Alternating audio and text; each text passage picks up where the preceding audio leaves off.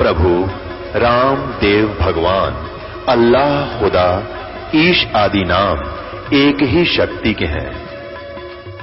वो कैसा है, कहां है, कैसे मिलता है, किसने देखा है? ये प्रश्नवाचक चिन्ह पूर्ण रूप से हटाने के लिए अवश्य सुनिए जगत गुरु तत्वदर्शी संत रामपाल जी महाराज के अमृत वचन, सर्व पवित्र धर्मों के पवित्र शास्त्रों के आधार पर। अब भयभीत हो जाता है युधिष्ठिर कि महाराज फिर हमारी यज्ञ कैसे संपूर्ण होगी? होगी। एक संत है इधर, छोटी जाति में है, उसका सुदर्शन नाम है। नीची जाति वाले को सुपच कहते हैं।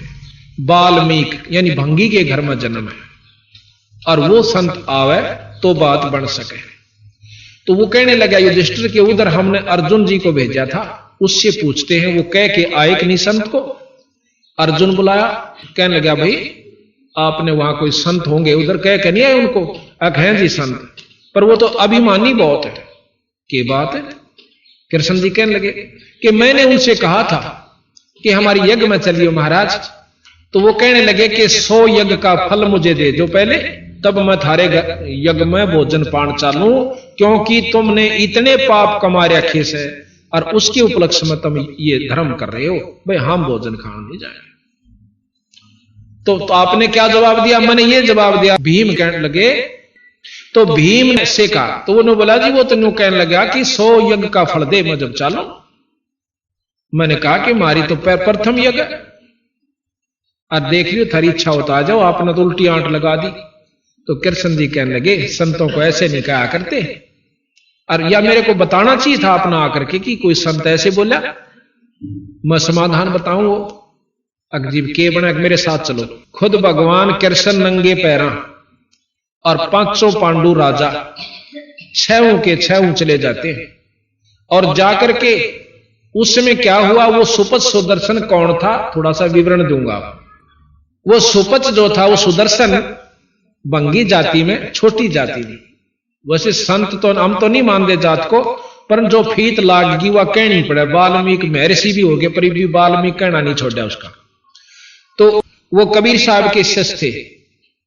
अब प्रश्न उठेगा कि कबीर साहब और द्वापर में करुणा में नाम से आए थे कबीर साहब, वो उनके शिष्य थे और पूर्ण ब्रह्म परमात्मा सतपुरुष के उपासक थे। अब जैसे हम जिसके उपासक हैं उतना लाभ लेते हैं। जैसे डीसी से मेल हो रहा है तो डीसी ताई का लाभ मिल रहा है हमें, मुख्यमंत्री से मेल है तो मुख्यमंत्री ताई का हम लाभ ले रहे हैं, इसमें कोई शक नहीं, लाभ जरूर ले रहे हैं। और जिसका प्रधानमंत्री तो मेल हो रहा है वो न्याराय संत, वो सिफारसी न्याराय पाओगा। तो इस प्रकार वो पूर्ण ब्रह्म परमात्मा जैसे आपको व्याख्या करी थी, ब्रह्म से ऊपर परब्रह्म और परब्रह्म से ऊपर पूर्ण ब्रह्म, उस पूर्ण ब्रह्म के उपासक कबीर साहब और अवतार कबीर साहब थे। कबीर साहब यानी करुणा में से नाम ले रखा था सुपच सुदर्शन ने। उस दिन जिस दिन कृष्ण भगवान और 5 वो पांडव उनको बुलाने के आमंत्रित करने के लिए जाते हैं, तो कबीर साहब ने अपनी शक्ति से उस सुपच सुदर्शन को कहीं दूर भेज दिया किसी कामवश, और वहां उसका रूप बनाकर खुद बंदी छोड़ बैठ जाते हैं। भगवान कृष्ण जाते हैं, जाके लंबी दंडौत करते हैं जैसे हम करते हैं ग्रंथ साहब के सामने और संतों को। इस प्रकार 5वां ने जब कृष्ण भगवान ने दंडौत करी तो 5वां ने उनने भी करनी पड़ी।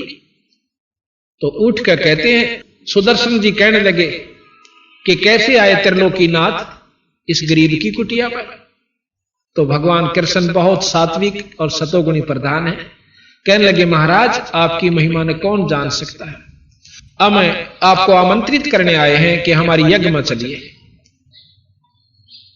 तो भगवान कबीर साहब कहते हैं, सुदर्शन कहते हैं कि भगवान कृष्ण बात ऐसे है कि ये भगत जी आया था 4-5 दिन हुए जब भीम का नहीं, क्यों भीम तन्यारा पछाण में आवे। आगे इसको मैंने कही थी कि भी मैं यज्ञ में जब चालूंगा मैंने 100 यज्ञ का फल दे दो, कि भगवान कृष्ण तो सारी जाने थे।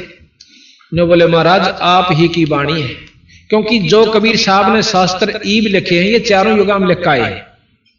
ज्यों के त्यों। तो आपकी वाणी है कि संत मिलन को चालिए तज माया अभिमान, और जो जो पग आगे धरे ओ हे यज्ञ समान। अब जितने भी भक्तात्मा, चाहे करोड़पति, चाहे कोई बड़ा अफसर, चाहे कैसा भी है गरीब, जो यहां से सतभाव से सत्संग समागम में आया है, अपने अहंकार अभिमान में त्याग कर, तो उसको एक एक कदम का फल एक यज्ञ के समान है। ये संतां की वाणी है। तो इस प्रकार कहने लगे महाराज, आपकी वाणी है कि साध मिलन को चालिए तज माया अभिमान, और जो जो पग आगे धरे वो है यज्ञ समान।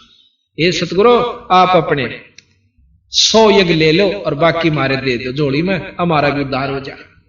इतने भी नम्र भाव से भगवान कृष्ण प्रार्थना करते हैं। ये मानता का सबूत होता है। जिसमें ज्यादा शक्ति और भक्ति होगी वो नम्र ज्यादा होगा, और जिसमें कम होगी वो उखड़ सुखड़ सा बोला करे, करड़ा करड़ा रहा करे। भगवान कृष्ण जो से बहुत विनम्र और 3 लोक के सबसे श्रेष्ठ सतोगुणी प्रधान।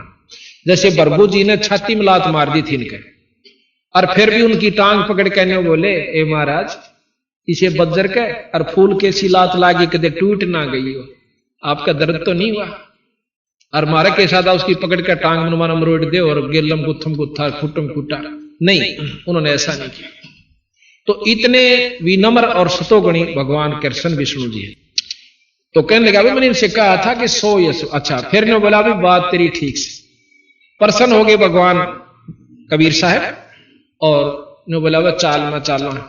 और अपनी सुमरनी माला थी, खुट्टी पर टंगरी थी। भीमता इन्हें बोले, भाई भीम एक सुमरनी ठा लाइए मेरी। अब भीम वो माला तारण जा से, भीम पर माला नहीं उतरती उनकी, और पसीनम पसीना हो रहा। उस भीम ने नौका हाथी भगा दिए थे, और वो आज तक गोटे नहीं आ लिए, और वह उस संत की माला नहीं उतरी। जब कभी, और उसके मन में भीम का यूं था कि कृष्ण जी क्या नाराजीकरण लाग रहे हैं, रिश्ते और यज्ञ पूर्ण होगी, ये भी बोले रहे भगवान कृष्ण। ये मन में विचार कर रहा, क्यों उसकी टूटी सी लंगोटी, टूटे से जूते, लांडी सी लंगोटी, ढाडी बदी हुई, सावला सा रंग, जैसे जंगली से होया करें, इस रूप में बंदी छोड़ बैठे। तने बोला रहा, भीम मेरे में तक में शक्ति ना पर, या सुमरनी ना उतरती भी रात्रि। जान गया कि तो जाने से शर्मागत ले नाड़ कर ली, और महाराज ने उठ कर अपनी सुमरनी ठा ली, चाल पड़े।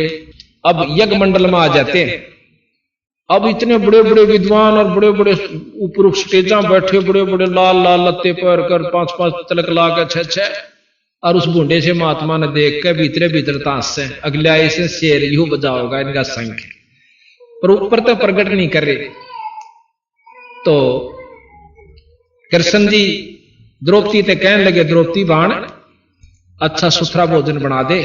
इस महापुरुष ने जय रुचि से भोजन खा लिया ना, थोड़ा शंख बाजेगा।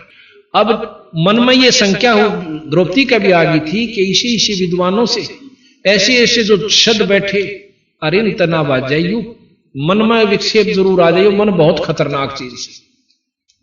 फिर भी उसने रोटी जी ला कर बनाया भोजन, 36 प्रकार के व्यंजन तैयार किए, और लाकर चांदी की थाली में न्यारी न्यारी कटोरिया में और रख दिए। अब भगवान कबीर साहब ने यानी सुदर्शन जी ने के करा, क्योंकि वहां सुदर्शन को के रूप में आए थे, सुदर्शन ही का चलेगा यहां पर। अब कई प्रमाण हम आपको बताएंगे, जैसे कि संत क्या कर देते हैं अपने भगत को उभारन खातिर। तो सुदर्शन जी ने के करा, वो सारी जो किसी में खीर था, किसी में हलवा था, किसी में किसमिस और तरह के कई प्रकार के पकवान बना रखे थे, 36 प्रकार के, वो सारे ज्यों के त्यों एक थाली में इकट्ठे कर लिए, थोड़े थोड़े जितने खाने थे, और उसकी खींचड़ी सी रड़ा ली, जैसे ने सारे गथोड़ में थोड़ दिए, यानी रड़ा लिया। और द्रौपदी ने देखी बैठी बैठी, अकबर ने इतने जी ला कर भोजन बनाया से, और संत खाओगा और सराओगा, उंगली चाटेगा, इसने कदे खाई भी ना होंगे इसे भोजन।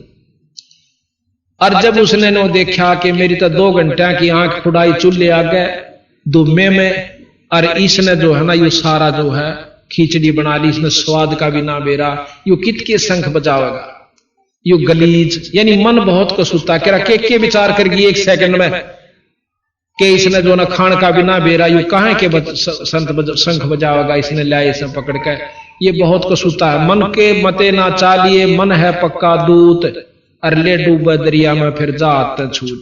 एक बार कुकर्म करवा दे, लठ बजवा दे, मुकदमा करवा दे, फिर भारा हो जाने का हमारा समझौता करवा दे। तो पहले कबीर साहब ने कहा पहले समझौता कर लो ने, 2 गाल दे दे, अपना कान बोच ले, 2 मार ले, जब भी सबर कर ले तो भी बढ़िया रहोगे उन मुकदमाते हैं। और आज तक किसी की इज्जत ना रही सही ने, जो राज्य हो लिए वो भी आखिर में लठ बजा बजा कर मर कर कुत्ते की जुनी में जा ली। तो भाई द्रौपदी के मन में बहुत विक्षेप आ गया। तो क्या किया उस संत ने, सुदर्शन जिया ने 5 बार वो भोजन खाया, 5 ग्रास में वो खा गए सारे को, और 5 बार शंख ने आवाज करी। अब युधिष्ठिर बहुत प्रसन्न हुआ कि महाराज जी मौज होगी, शंख बाज गया। कृष्ण जी ने बोले ना इब्बा नहीं बजा भाई, ये तो अखंड बजाएगा और स्वर्ग तो इसकी धुन जागी, इतनी प्रेम से बजेगा यो। और जब यज्ञ संपूर्ण होगी, अब युधिष्ठिर का फेर मुंह उतर गया, अकीब किसने ढूंढ कर लाएंगे।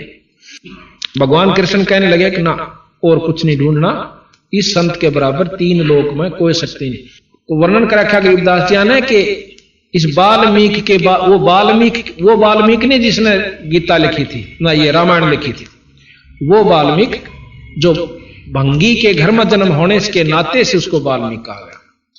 सुदर्शन भी कहा, सुपच भी कहा, सुदर्शन नाम था वैसे सुपच भी कहा। बोले इस वाल्मीकि के बाल सम, इस सुदर्शन के बाल सम ना ही 3 लोक, ये इतनी शक्ति का संत है।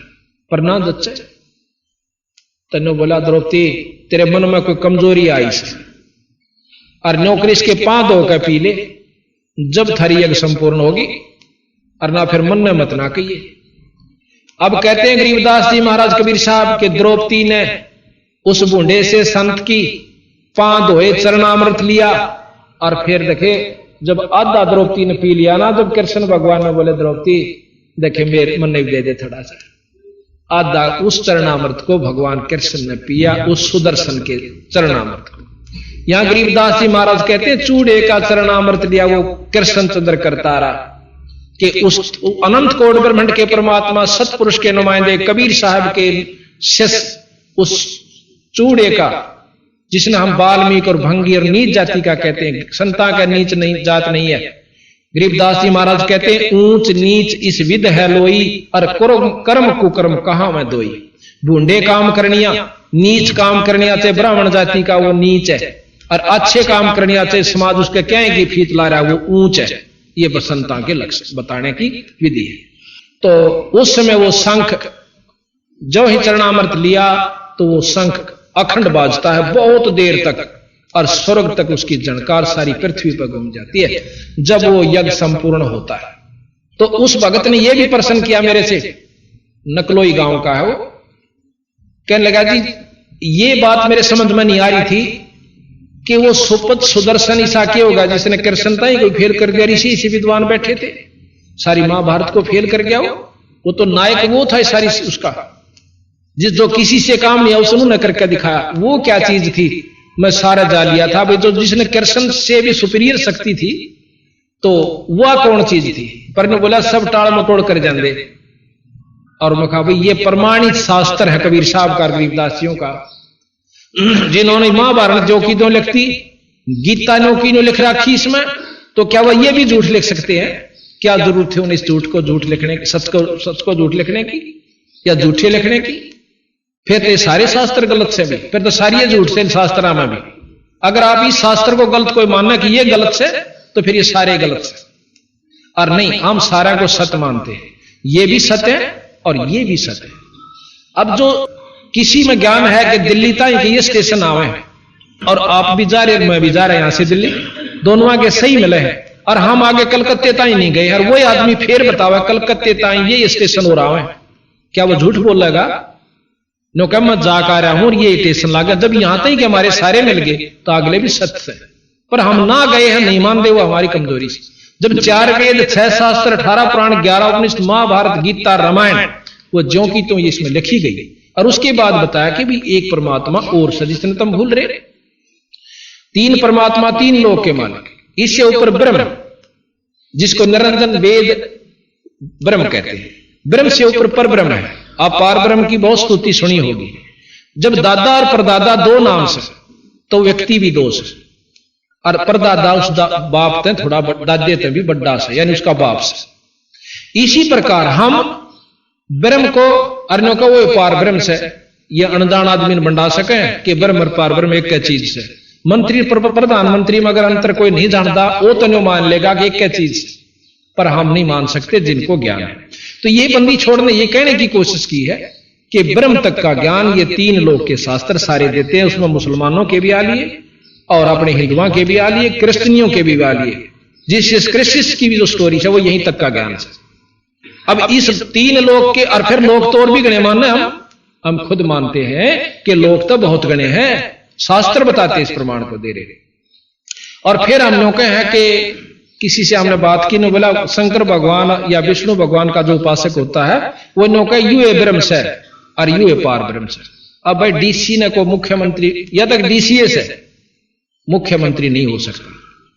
जब 3 लोक के का, या तो फिर शुरुआती से सारे शास्त्र ने कंधे पांदे अनंत लोक ब्रह्मांड के परमात्मा है। जब शास्त्र 3 लोक के कह हम लोग ना यू अनंत लोक के ब्रह्म, तो या देखो जितनी इनमें शक्ति है वो गरीबदास जी ने इन शास्त्रों से ज्यादा वर्णन कर रखा है राम और कृष्ण की, कि जितनी इनमें शक्ति है 3 लोक के भगवान में वो तो वर्णन भी नहीं कर पा रहे ये शास्त्र, और इन्होंने कर रखी है। लेकिन इनसे ऊपर एक और शक्ति है ब्रह्म, और ब्रह्म से ऊपर पर ब्रह्म। ये ब्रह्म के अवतार है तीनों, ब्रह्मा विष्णु महेश, यानी ब्रह्म से उत्पन्न हुए। ब्रह्म ज्योत निरंजन है, ज्योत निरंजन काल है, संतों ने बताया। ज्योत निरंजन जो हम जाप करते हैं ये काल तक का जाप है, वेद उसको ओम जाप कहते हैं, और संत जो है उसको ज्योत निरंजन, अलख निरंजन। नाथ परंपरा के संत हमने देखे जाके मोगरा खड़का कर अलख निरंजन, तो वही अलख निरंजन, वही ज्योत निरंजन, वही ब्रह्म, वही ओम ओंकार, वही तक का ज्ञान। इससे ऊपर ब्रह्म, ब्रह्म से पार ब्रह्म, पार ब्रह्म से ऊपर पूर्ण ब्रह्म। पूर्ण ब्रह्म के अवतार कबीर साहब आए। अब ये शास्त्र ज्ञान दे, वो भी ज्ञान हमें शास्त्रों से हुआ, घर का तो नहीं किसी का। ये शास्त्र आपके पास रखे हैं, और ये भी शास्त्र है जो लिपिबद्ध किया गया। ये तो 600 वर्ष पहले का शास्त्र है, ये लाखों वर्ष पहले के भी हम सत्य मानते हैं, रह भी सत्य। और ये तो 600 वर्ष पहले का लिखा हुआ शास्त्र है, कोई दो भी नहीं। और गरीबदास जी ने लिखा हुआ तो हमारे पास हाथ से मौजूद है, कोई ने सोचा बाद में मिला लियोगे झूठी साची। कई भाई न कहो रामायण में गोपाड़ पेल रखे, गोपाड़ तो उनको है जिनको ज्ञान नहीं। शास्त्र में गोपाड़ पेलन की कोई जरूरत नहीं थी। क्या आवश्यकता थी उन संतों को इसमें गोपाड़? उस समय की जो परिस्थितियां थी आज हम मान ही नहीं सकते। आज से 100 साल के बाद कोई न्यो नहीं मान सकता कि 5 मन वजन नठानिया को आदमी हुआ होगा। और आज से 30 साल 40 साल 50 वर्ष पहले आम व्यक्ति 5 मन वजन न ठाकर छाछ पचट जाया करते थे। और आने वाले 100 साल में कोई इस बात ने स्वीकार नहीं कर सकता कि कोई 5 मन वजन ठानिया क्यों ऑर्डर रह जाएंगे प्योंदसी। गरीबदास जी ने लिख रखा है इसमें कि जब कलयुग का अंत होगा 15 वर्ष 20 वर्ष की उम्र रह जाएगी मनुष्य की, और 5 उसमें से खंड होगा। जिस प्रकार आज हमारी 100 साल की उम्र मानकर चल रही है, 100 पूरा कोई नहीं करता, कोई 75 में, कोई 70 में, कोई 60 में, कोई 65 में, कोई 80 में चालते बने हैं। तो अंत जब होगा जब 20 साल की उम्र रहेगी और 5 उसमें से खंड होगा, 15 साल मर पड़ कर पूरे होया करेंगे। इतने कसूते यहां पर दुख होया करेंगे। दुख तो ही हो चुके शुरू, और आने वाले समय में तो इतना दुख इस जीव को हो जाएगा, यहां कैर हो जाएगा हर जीव के ऊपर, चाहे मनुष्य है चाहे दूसरे। तो 15 साल की उम्र होगी, 20 साल की जिसमें 5 खंडा, और 5 साल की लड़की के बालक होने शुरू हो जाएंगे। ये समय आओगा और दिल खोल कर ये जीव रहा करेंगे मनुष्य जाति के। कोई मकान नहीं रहेगा, क्योंकि उस समय वर्षा अभाव हो जाएगा और इतने जंखाड़ चला करेंगे कि भूचाल आया करेंगे, मकान बिल्डिंग रह नहीं सकती, और उसमें बिल खोद कर ये प्राणी रहा करेंगे। ये कलयुग के अंत की बात बंदी छोड़ गरीबदास जी ने बताई। तो प्रकरण ये चल रहा था कि हम इस चीज को स्वीकार नहीं कर पाते। तो फिर क्या हुआ? यज्ञ पूर्ण हुई, युधिष्ठिर को सपने आने बंद हुए।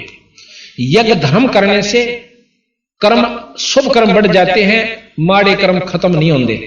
या भूल मत करियो कि कोई नौका मैंने यज्ञ कर दिया और पिछले पाप कर्म खत्म हो गए। यज्ञ का फल अलग से मिलेगा और पाप कर्मों का अलग से मिलेगा।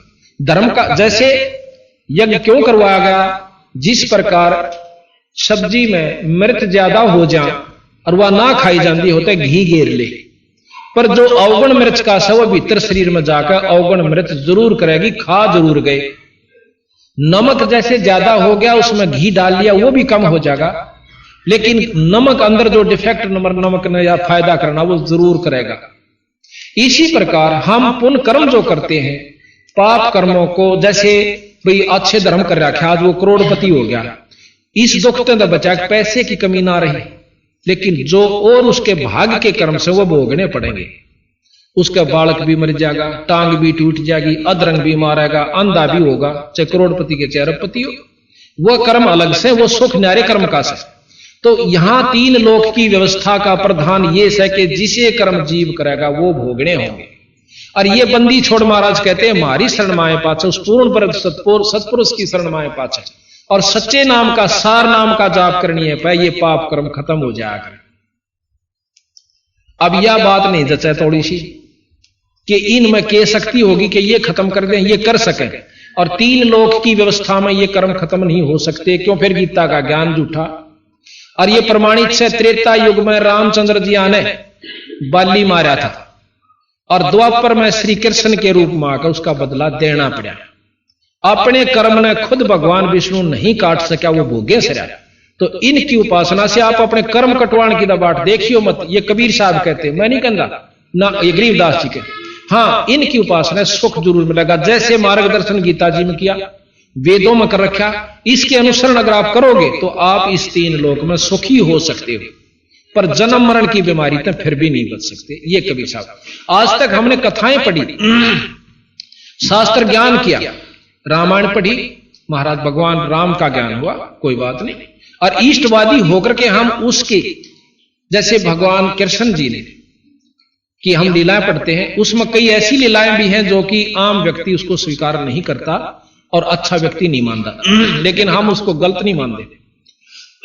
3 लोक के जो परमात्मा होगे वो जो चाहे सो कर सके।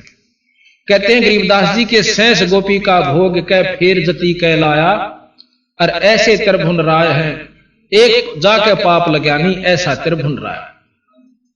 कृष्ण भगवान 16,000 गोपिकाएं के साथ भोग विलास किया। अब कई भाई कैसे कि जब वो इतने खोटे कर्म करा करता, क्या कहा भगवान?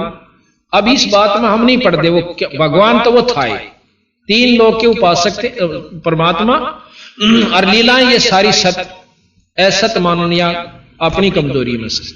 अब हमने उस ज्ञान को मिलाना है कि कहां तक कौन सा ज्ञान हमें श्रेष्ठ और कहां ले जाएगा। अब क्या हुआ कि बाली जोश है त्रेता युग में मारा रामचंद्र जी ने, विष्णु अवतार जी ने, और फिर द्वापर में बालिया झिमर ने भगवान कृष्ण के पांव में भाल मारा तीर, और भगवान कृष्ण अपने शरीर को छोड़कर और लोक में जाने लग गया। जब वो स्वर्ग में जाने लगा, उस समय उसने अपने 5 प्रिय भक्तों को, पांडवों को बुलाया। सबने कहा कि महाराज ये क्या हो गया, जुल्म हो गया, किसने मार दिया, ला उसको अभी खत्म कर देते। कृष्ण जी ने बोले ना, जो हो गया यूं तो होना था भाई। उन्होंने, और वो वहीं बैठा बालिया झिमर, हाथ जोड़े, महाराज मेरे से गलती होगी, मेरे से, मैंने तो कोई पशु समझा था। भगवान कृष्ण के पांव में एक पद्म का निशान था जिसमें बहुत चमक होती है, और मैंने वो पांव पे पांव रख के ऐसे महाराज लेटे हुए थे किसी वृक्ष के नीचे, और उसके जो फूंगड़ों में कह, झुरमटों में कह, उसने सोचा कोई मृग बैठा है इतनी मोटी आंख वाला, और उस आंख समझ कर उनके पांव में तीर मार दिया। तो कहे महाराज मेरे से गलती होगी, क्षमा कर दे, मैं पापी जी हूं, मैंने नहीं पता था भगवान है। तो बोला ना भाई, गलती नहीं हुआ करती। भगवान कृष्ण ने उसे बताया कि ना भाई, तेरा मेरा पिछला हिसाब किताब था, मैं रामचंद्र था, और मैंने आप अपने स्वार्थ वश लाओ, परमार्थ वश लाओ, कुछ भी बात बनाकर मैंने आपका वध किया था। आपने पूछा था कि मेरा बदला कब दोगे, क्योंकि 3 लोक के अंदर अदला बदला जरूर है। तो मैंने कहा था कि भाई त्रेता युग में, द्वापर युग में दूंगा। तो मैं अपना आज बदला दे चुका हूं, और कोई तेरी गलती नहीं। अब युधिष्ठिर भी वहां सुन रहे थे, और अर्जुन भी वहीं खड़ा था, सारे खड़े थे। फिर वो बालिया झिमर चला जाता है, बालिया झिमर चला जाता है। फिर कृष्ण भगवान कहने लगे, अभी पांचों मेरी बात ध्यान से सुनो। पांचों पांडवों से कहने लगे, क्या अर्थ है महाराज कि तुम पांचों भाई हिमालय में जाकर तप करो, पांचों जने जाकर हिमालय में तप करो और अपने शरीर को वहां खत्म कर दो, गाड़ दो, गड़ा दो। अब अर्जुन प्रश्न करता, युधिष्ठिर नहीं बोलता। न बोले महाराज के कारण हो गया, हम अपने शरीर को हिमालय में क्यों गड़ाएं, के कारण से? तो वहां कहते हैं, भाई सत्संग में बात नहीं करें, कोई ध्यान से सुनो, जितनी देर सुनो, और आप नहीं अच्छी लगती तो आराम करो जाकर के, या नहीं बोलना किसी ने। तो युधिष्ठिर जी कहने लगे, अर्जुन प्रश्न करता कि महाराज हम हिमालय में क्यों गड़े जाकर, हमें कोई कारण बताओ कि आपने जो महाभारत में पाप कर्म किए हैं वो आपके समाप्त नहीं हुए, अपने शरीर को कष्ट दे करके वहां गाड़ दीजिए और आपके ये पाप कर्म कम हो जाए।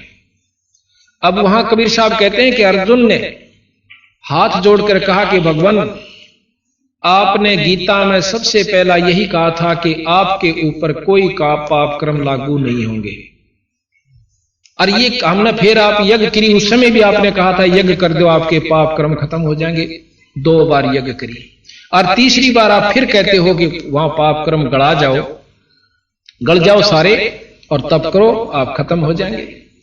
कहते भगवान आपकी लीला हमें समझ में नहीं आई। अब कोई बात नहीं, समझ में ना आई आप ये काम करो। अब ज्यादा बोलने की हिम्मत नहीं होती, क्योंकि बहुत विद्वान थे भगवान, अपने 100 लोग को चला जाते हैं।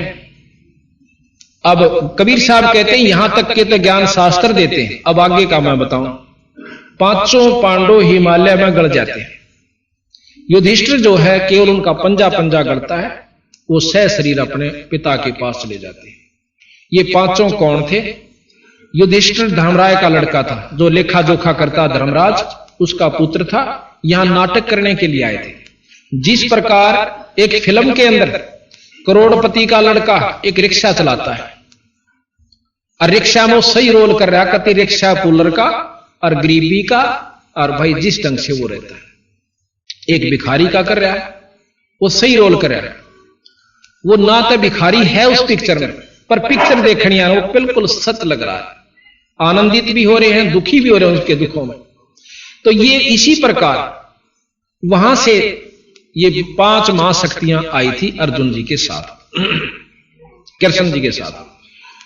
युधिष्ठिर धर्मराज का लड़का और भीम पवन देव का लड़का और अर्जुन इंद्र जी का लड़का। और ये जो 2 थे नकुल और सहदेव, ये अश्वनी देव के लड़के थे।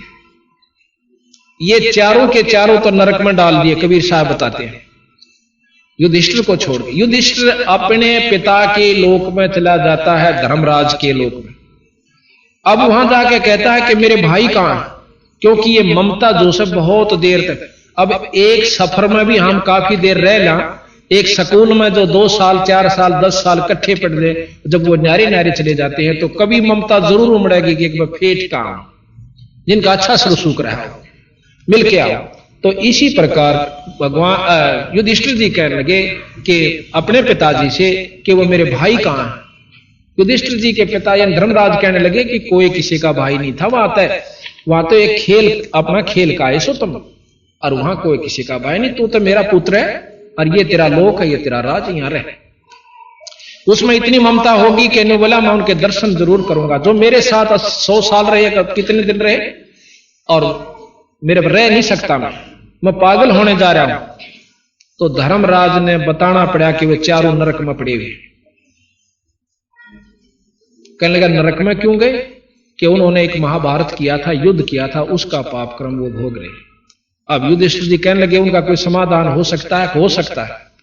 आप अपने पुण्य उनको दो, वो कुछ समय के लिए उन पुण्यों को भोगने के लिए बाहर आ सकते हैं, पर कर्म फिर भी भोगने पड़ेंगे, पाप भी।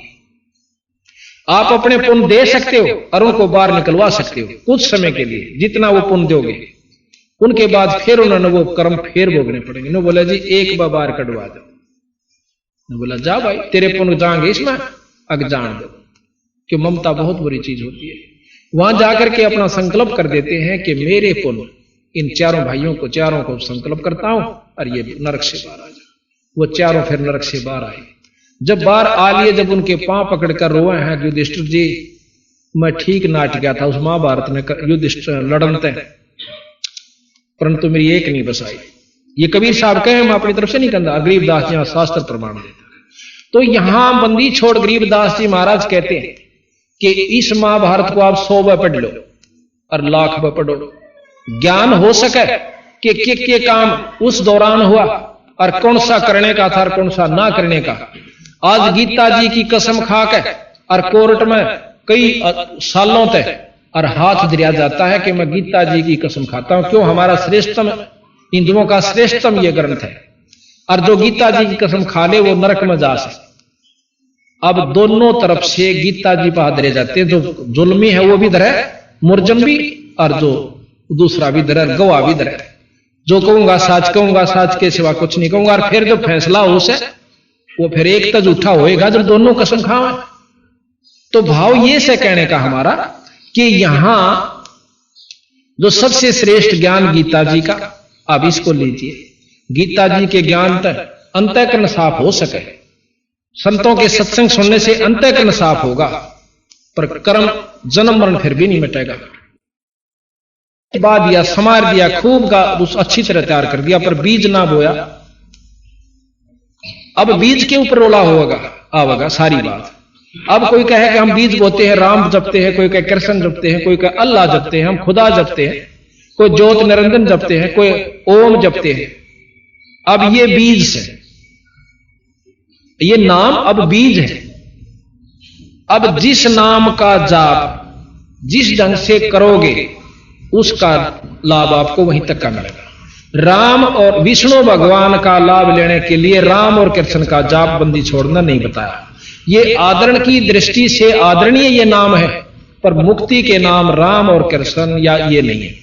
उनका आदि नाम जो जब से सृष्टि रची थी, कृष्ण कोई आज का नहीं है, जब से सृष्टि रची थी ये तीनों देवता बने आए थे, इन तीनों का आदि नाम सतनाम स्वरूप है।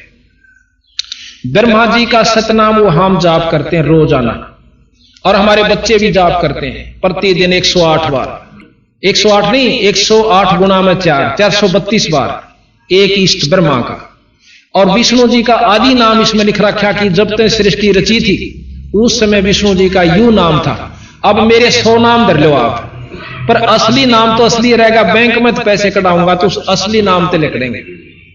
और कितनी स्तुति करें जाओ मेरी, या मैं भी करें जाऊं अपने नाम की प्रधानता, पर नाम असली एक कैसे सतनाम बोल रहे हैं उसमें, वो सतनाम को आवाज है। विष्णु भगवान का भी सतनाम एक से जो इसमें लिख रखा है कबीर साहब और गरीबदास, और शंकर भगवान जी का भी सतनाम है।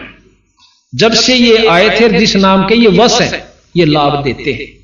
वश क्या चीज होती है कि एक मंत्र होता है, आम नाम तो नहीं लाभ मिलता। जैसे एक मंत्र होता है कि सांप को यहां बैठा गारडू बुला सकता उस मंत्र के पढ़ देने से, और से उस नाग की कितनी स्तुति कर लो सांप की, तू कोबरा से, तू फणधारी से, तेरी मोटी मोटी आंख से, तू लंबी पूछ डाला से, कितने गीत गा लो वो सांप नहीं आवेगा।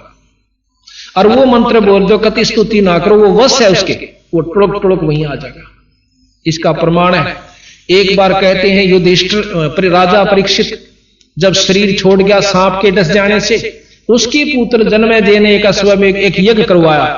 किस प्रकार का कि उस यज्ञ में ये सब सर्प नष्ट हो जाने चाहिए, इस सब सर्प नष्ट हो जाने चाहिए जिसने मेरे पिता को डसा, तक्षक तक भी। अब बड़े बड़े पंडित विद्वान आए, वो कहने लगे हमारे पास ऐसे मंत्र हैं, हम यहां बैठे और जितने भी सांप पृथ्वी के सबको इसमें हवन कर सकते हैं। जन्मेजय इतना बदले की भावना थी कि सबको नष्ट कर दो, सर्प जाति नहीं रहे। हवन शुरू हुआ, हवन कुंड के वो मंत्र बोले गए। पृथ्वी पर जितने भी सर्प थे आकर के नो लेंडे के लेंडे, यानी टोड़ के टोड़, गुच्छे के गुच्छे और हवन कुंड के अंदर भस्म हो रहे हैं।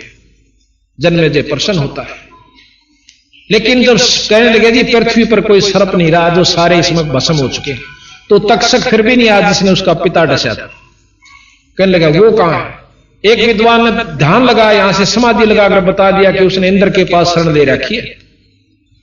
अब हम तो थोड़ी सी बात आड़े दिनों बता देना, तेरा मकान का मुंह नौन से हमने कहा वो ले भाई तो पूर्ण संत है।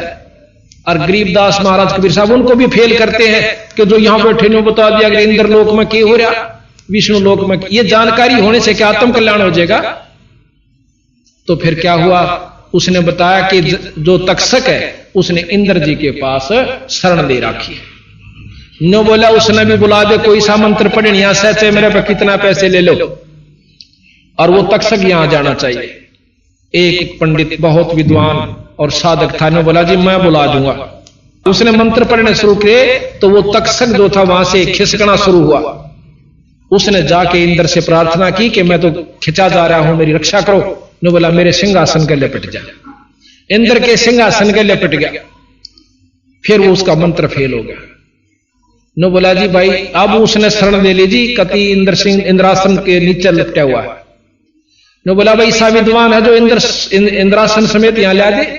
ने बोला मेरे पास एक और खड़ा हुआ है। ने बोला जी मेरे दो रस पढ़ देता हूं भी, और किम में ले लिए इसका। कहते हैं उसने वो मंत्र शुरू किया और इंद्रासन उठना शुरू हुआ। इंद्र ने आवाज लगाई, अर्ज करी भगवान विष्णु से कि मेरे राज को बचाओ, आपने दिया हुआ राज आज मेरा नष्ट हो रहा है, न्यू हो रहा है। तो फिर विष्णु भगवान ने एक ऋषि, उसका नाम मैं भूल गया, वो भेजा कि उसको समझा दे भाई देखी तेरा बदला बतेरा हो लिया, ईब तो माफ कर दे। उस ऋषि ने आकर समझाया भाई विष्णु भगवान का संदेशा है और इसको करना तू बंद कर दे। तेने लाखों मार दिए, एक ना है तो कोई बात नहीं, और उसको तो नहीं मत मार। और इतने पाप कर्मा किधर के ले जाएगा तू सिर पे? तो कहने से वो मान जाता है और तक्षक की जान बच जाती है। अब महाराज गरीबदास कहें कि इसे शब्द और इसे मंत्र बोलनी है, और ईब कोई बोल देने रे सांप न बुला देता हम क्यों राखी, समझ लिया उसने। तो उनको भी महाराज कहें ये गधे की जुनी में जाते हैं जो ऐसे साधक है। और हम थोड़ा सा नो कहे कि इतनी ऊंचा उठ जाया करे बस क्या क्या कहने। तो ये जो हमने ना तो ज्ञान का बेरा और ना अपना साधक साधना, तो हम इनको सब कुछ मान बैठे जो कति मानन के नहीं थे। अब हम साधकना के ऊपर आते हैं तो उन पांचों उनके सत नाम है। इस प्रकार इन नाम के वो वश हैं और इस नाम के जाप करने वालों को उनको ये नाम देना पड़ता है। अब हमने मनमुखी नाम धर लिया, 1000 नाम धर लिए कृष्ण जी के, विष्णु जी के। इब पानी पा चाहिए अपन, जल चाहिए, उसके 3 नाम धर लिए, जल पानी जल पानी नीर, जल पानी नीर, जल पानी नीर। के तो कोई आयो भाई पानी चाहिए तो जल कह दे भाई पानी पीऊंगा जल ला दो। और न्यू बेवकूफ मन तो कोई सा लगता नहीं। गरीबदास जी कबीर साहब कहते हैं कि जल पानी नीर, जल पानी नीर, और भी धर ले वाटर, जल पानी वाटर, जल पानी। ये कोई तो कोया एक का नाम तेरा, अगर सही उसका सह तो भाव ये से कहने का कि हमने ना तो ज्ञान का बेरा और ना अपनी साधना, और शास्त्र पढ़ने लग जाए आदमी पागल हो जा। आखिर में नो का भगवान सही नहीं, ओ उस मोड़ जा रहा है, वो उस तोड़ जा रहा है, वो नो का विष्णु बड्डा है, विष्णु शंकर पुराण का है, शंकर के बराबर कोई शक्ति नहीं। तो हम ये शास्त्र आपको पढ़ के सुनावांगे क्योंकि 7 दिन का समागम है, ये एक नहीं। ये मेरे पास विष्णु पुराण, शिव पुराण और सत्यार्थ प्रकाश, महाभारत, रामायण, गीता जी, ये सब के रखे हैं। इनको पढ़ के सुनावांगे और फिर इस गरीबदास जी मिलावांगे। इन जो लिख रखा वो बिल्कुल 100 का 100 सत्य है। जब ये सत्य हो सके तो जो इन और बता रखी ऊपर की वह कौन सी गलत हो जाएंगे कि साधना एक और करनी है जो आप नहीं करते। बोल सतगुरुदेव की। अभी आपने सुना कि जिस प्रकार तो उस भगत जी ने मेरे से प्रश्न किया था कि मैं इस बात को नहीं जान पाया आज तक कि सारी महाभारत को फेल करने वाले वो सुपत जी कहां से आ गए। जब उसको ये जानकारी हुई, क्योंकि गरीबदास जी महाराज कहते हैं अनंत कोट ब्रह्मा हुए, अनंत करोड़ हुए ईश, और साहेब तेरी बंदगी से यो जीव हो जा जगदीश। तो उसको बताया कि भाई परमात्मा कबीर साहब के अंदर वो शक्ति है कि उनके सतनाम को जाप करने से ये जीव भी पी बन जाता है। जो 3 लोक के परमात्माओं में शक्ति होती है वो सतगुरु के उपासक हंस में हो सकती है। अब हम आपको ये बताने की कोशिश करेंगे कि कबीर साहब में क्या शक्ति थी। जिस प्रकार हमने भगवान राम और कृष्ण जी को ईश्वर संज्ञा में ले रखा है, उनकी लीलाओं को सुनकर, उनकी महिमाओं का जानकारी हो जाने से उनने के काम करे, क्या क्या किया कि गीता जी के ग्रंथ का उन्होंने हमें ज्ञान दिया। उसको हमने बहुत श्रेष्ठ ज्ञान मानकर भी उनको ईश्वर संज्ञा में लिया। दूसरा यह है कि उन्होंने अपने पिताजी को कैद से छुड़वाने के लिए कंस का वध किया, और जैसे पूतना को जहर दूधी का जहर लगाकर मारने के लिए पूतना गई थी, भगवान कृष्ण ने उसको खत्म कर दिया और मरे नहीं। और भी बहुत से कितने राक्षस गए थे, उनके काबू में भगवान कृष्ण नहीं आए। इन शक्तियों की जानकारी हो जाने से, लीलाओं के ज्ञान से हमने उनको ईश्वरीय संज्ञा में ले लिया, और इसमें कोई शक नहीं। इसी का प्रमाण बंदी छोड़ कबीर साहब तथा गरीबदास जी बतावे हैं कि ये तीन लोक के परमात्मा थे। अब हम आपको कबीर साहब की लीला बताएंगे। गरीबदास जियों ने जो भी वो देखा था अपनी आंखों से, यानी सुरत की आंखों से, अंतःकरण की आंखों से, बाहर की आंखों से काम नहीं चलता। बहुत से पथ भ्रष्ट समझो, मार्ग से भ्रष्ट हो चुके हैं जो भक्तजन, वो केवल आंखों से ही नो कहें इन आंखों से दर्शन करवा देता हूं भगवान का। तो इसका मतलब है कि जिन जो अंधे हैं वो तो इन आंखों का दर्शन कर ही नहीं सकते, वो तो परमात्मा। सूरदास जी तो ईश्वर के दर्शन कर ही नहीं सके था। वो आंखें और हैं जिनसे ईश्वर के दर्शन होते हैं, परमात्मा के दर्शन हो सकते हैं।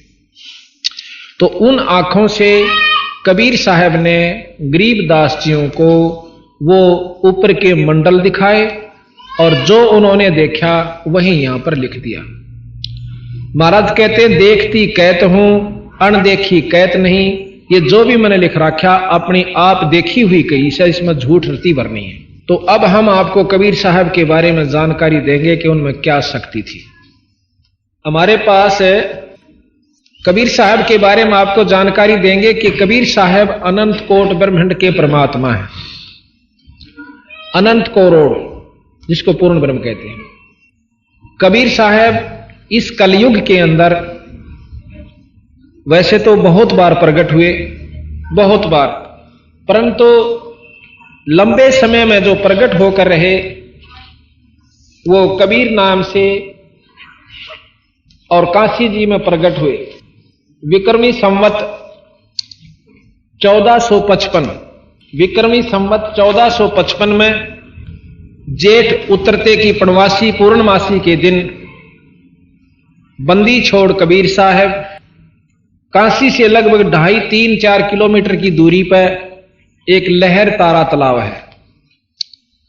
उसके अंदर अपने सब इच्छा से अपने सतलोक से आकर और एक कमल के फूल के ऊपर प्रकट हुए। पूर्णमासी को जेठ उतरते की पूर्णमासी विक्रमी संवत 1455 सन 1398 ब्रह्म मुहूर्त में सुबह सुबह बंदी छोड़ कबीर साहब लहर तारा तालाब में कमल के फूल के ऊपर प्रकट हुए। और नीरू नीमा नाम के दो पति पत्नी थे। नीरू नीमा नाम के दो दंपति थे, पति पत्नी थे। वो पहले ब्राह्मण थे जाति से। ये आप सामने देख रहे हो, ये बंदी छोड़ कबीर साहब है।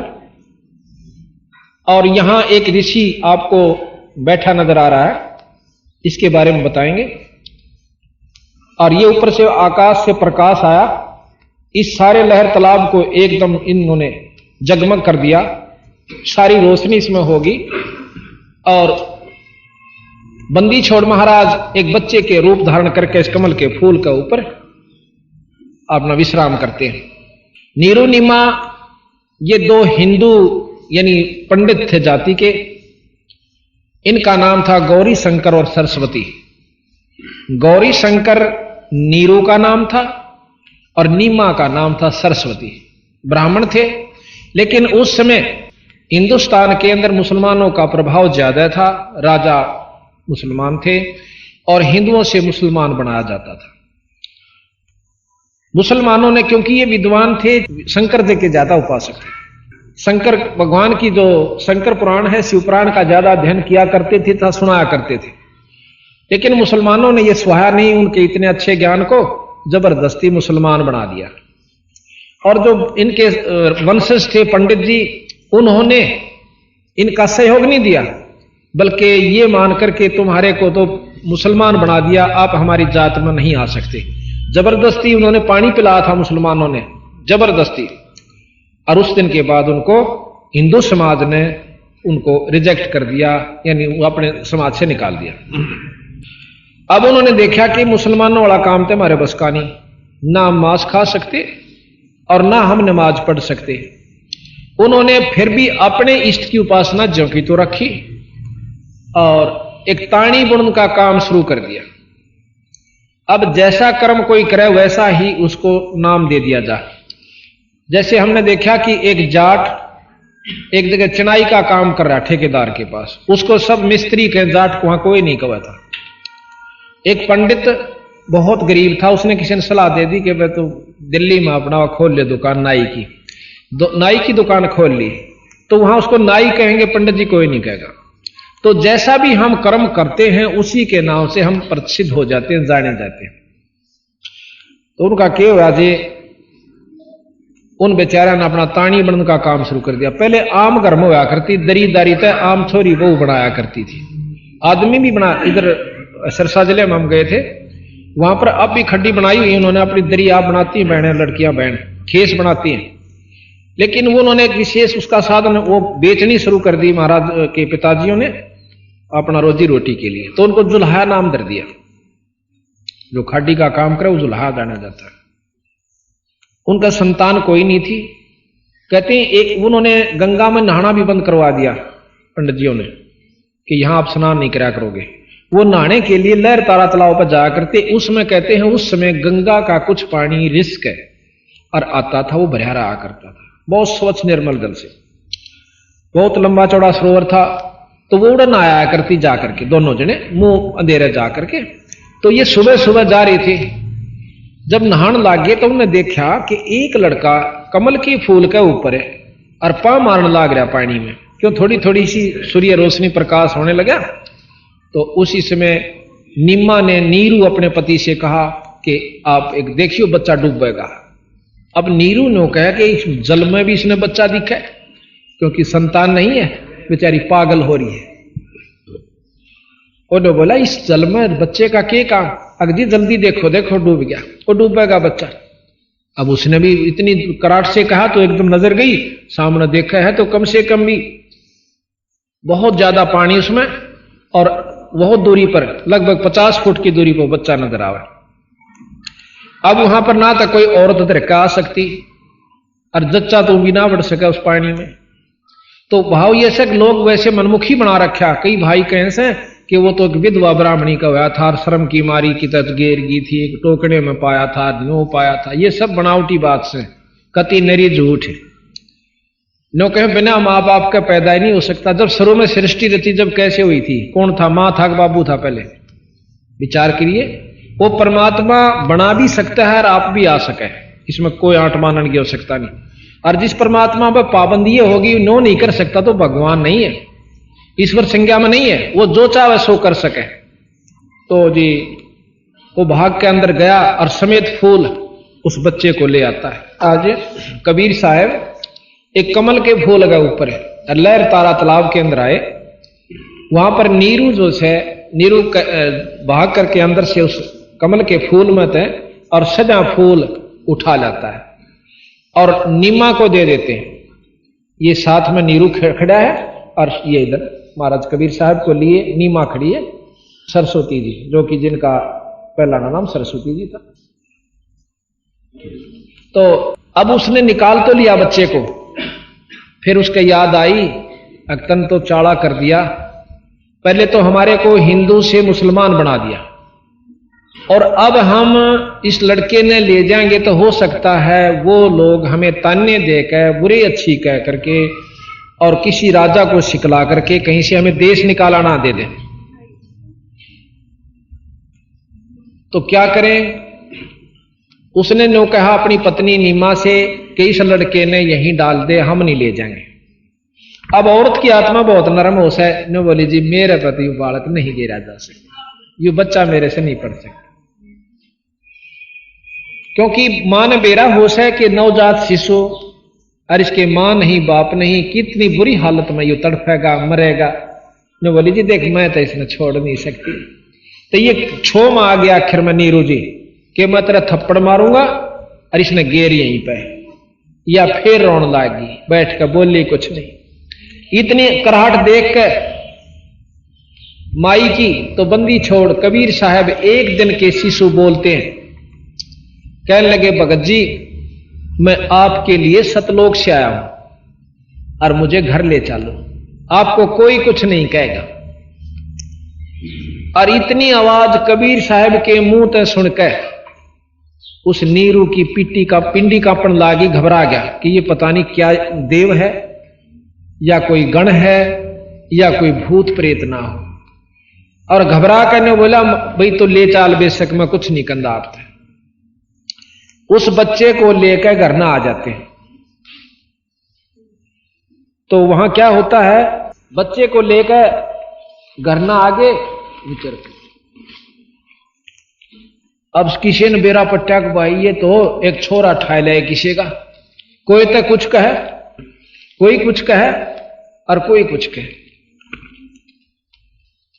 तो ये दोनों घबरा जाते हैं कि केरा होगा। अब मुसलमानों को पता चला कि चलो लड़के का नाम रखेंगे और अपनी कुरान लेकर आ जाए। अब यहां गरीबदास जी की साखी पार्क के अंग से आपको सुनाते हैं, है तो इन्हीं की, बाकी इसमें नोट कर रखी है अलग से शॉर्ट में। तो बहुत बड़ा पार्क का अंग से 3-4 घंटे में लगातार पढ़े, जब पूरा होगा और समझाने लग जाए तो 3 दिन में समझा जाएगा, लगातार 6-6 घंटे समझाओ जब। पर ये मेन जो हमारी आवश्यक थी वो हमने इनमें से निकाल ली, बाकी उन्हीं की कोई उर्दू में कोई किसी भाषा में, उन्हीं को प्रमाणित महाराज ने सब भाषाओं के लिए कर रखे। यहां लिखा है ग्रीव अनंत कोट ब्रह्मंड में बंदी छोड़ कहाए, सो तो एक कबीरे हैं जननी गणान माए। वो तो एक बंदी छोड़ कबीर साहब है, ना किसी मां के पैदा हुए ना किसी जननी के हुए, अनंत कोट ब्रह्मंड में ये बंदी छोड़ कहाए। सतपुरुष ये बंदी छोड़ को है, बंदी छोड़ का आपको परिचय देंगे। अब फिर प्रमाण देते हैं गरीबदास जी, गरीब शब्द स्वरूपी सायब धनी शब्द सिंध सब माही, बाहर भीतर रम रहा जहां तहां सब ठाही। ग्रीब जल थल साक्षी पृथ्वी, ग्रीब जल तल पृथ्वी गगन में, बाहर भीतर एक पूर्ण ब्रह्म कबीर है, अवगत पुरुष अलेख है। गरीब सेवक होकर उतरे इस पृथ्वी के माही, जीव उदाहरण जगत गुरु बार बार बलि जाही। सेवक होकर एक छोटे से ताना बुनमिया जुल्हा बनकाए बंदी छोड़। ग्रीब काशीपुरी कष्ट किया उतरे अदर आधार, मोमन को मुजरा हुआ जंगल में दीदार। मोमन कहते हैं जो हिंदू से मुसलमान बनाए गए वैरायटी के जो मुसलमान होते हैं उनको मोमन कहते हैं। ग्रीबे कोट करण शिशिबान सोदे आसन अदर विमान, परसत पूर्ण ब्रह्म को शीतल पिंड और प्राण। जो कहते हैं बंदी छोड़ गरीबदास जी के काशीपुरी कष्ट हुआ, काशीपुरी कष्ट किया, उतरे अदर आधार और परसत पूर्ण मोमन को मुजरा हुआ फिर जंगल में दीदार। अपनी मर्जी से सतलोक से आए थे शब्द स्वरूपी, शब्द अपनी शक्ति से जैसा रूप वो बनावे वैसा बना सकते, उसको शब्द स्वरूपी रूप कहते हैं। कहते हैं गरीब अनंत कोट शशि भान शुद्ध, अनंत करोड़ शशि के हैं चंद्रमा और भानु के हैं सूर्य को, इतनी चमक के साथ सतगुरु महाराज वहां से ऊपर से आए थे और प्रकाश रूप में, और क्या नाम उस लहर तला के कमल के फूल के ऊपर प्रकट हो जाते हैं। और फिर जब उस काशी वहां से उठाकर निम्मा ने अपनी छाती का जब लाया उस औरत ने, इतना आनंद आया कि परशत पूर्ण ब्रह्म को और शीतल पिंड और प्राण उस परमात्मा को गोदी में ले पाछे जो आनंद माई ने महसूस किया उसका वर्णन हम कर नहीं सकते। हम तो उनके नाम लेने हमारे शरीर में करनाट हो जाता है, इतनी शरण शरण हो जाती शरीर में बंदी छोड़ का नाम आनते। और जिसने उस परमात्मा को अपनी छाती का और शरीर से स्पर्श किया उस बच्चे के रूप में, उसके आनंद को वही वर्णन कर भी नहीं सकते, वो भी नहीं कर सकते। तो यहां बंदी छोड़ उसका एक ही दो हम कहते हैं, ग्रीब कोट कोट किरण शशिभान सोदे आसर आसन अदर विमान परसत पूर्ण ब्रह्म को शीतल पिंड और प्राण। उस माई ने बच्चे को गोदी में लाया, फिर मुंह चुम्या, लाड करे परमात्मा के। धन्य है वो माई। अब ये माई कौन थी और ये नीरू कौन था, थोड़ा सा प्रकरण और दे दें। ये उस सुपत सुदर्शन वाल्मीकि के माता पिता थे द्वापर में। तो उसने सुदर्शन ने तो महाराज कबीर साहब की बात को सत्य मान लिया, लेकिन इन्होंने उनकी बात पर विश्वास नहीं करा कि आप तो वैसे ही कह रहे हो कबीर साहब, मुनिंद करुणा में जी के नाम से आए थे ना, आप तो वैसे झूठ बोल रहे हो, ब्रह्मा विष्णु महेश से ऊपर कोई शक्ति नहीं है। हमने इन्हीं के बारे में जानकारी, अनपढ़ थे, जंगल में रहते थे, लेकिन नहीं माना। तो सुदर्शन आखिर में अपने महाराज से कहता, गुरुजी हे परमात्मा मेरे माता पिता का कल्याण भी कर दियो। जो बोला भाई देख, इस जन्म मत ये मान देनी, इनको फिर जन्म दूंगा और फिर जब इनका जन्म होगा मनुष्य का ही होगा, और फिर इनको मैं नाम उपदेश दूंगा। नाम बिना जीव का छुटकारा नहीं हो सकता। नहीं तो परमात्मा कबीर साहब खुद भगवान आ रहे थे, सारा गेल ले जाते सतलोक में, और सब ने सामने दर्शन दे रहे थे। कबीर साहब परमात्मा थे। जब इन्हों दर्शन का अगर मुक्ति होती इबन तो सारे जा लेंगे। एक नियम से परमात्मा का नाम भजन करना पड़ेगा, और वो भी सच्चा नाम जो कबीर साहब ने आगे प्रचलित कर रखे। तो जी वो नहीं माने। दूसरा जन्म उनका ब्राह्मण और ब्राह्मणी का हुआ, उसमें भी महाराज कबीर साहब इनको मिले थे ऐसे ही, एक बच्चा वैसे ही मिल गया था जैसे रास्ते में चलते हुए। तो कबीर साहब जब 5 साल के 4 साल के हुए तो इनको कहने लगे कि आप मेरी बात का यकीन करो, मैं आपको नाम दूंगा और आपका गुरु बनूंगा, आप नाम लो और पार हो जाओगे।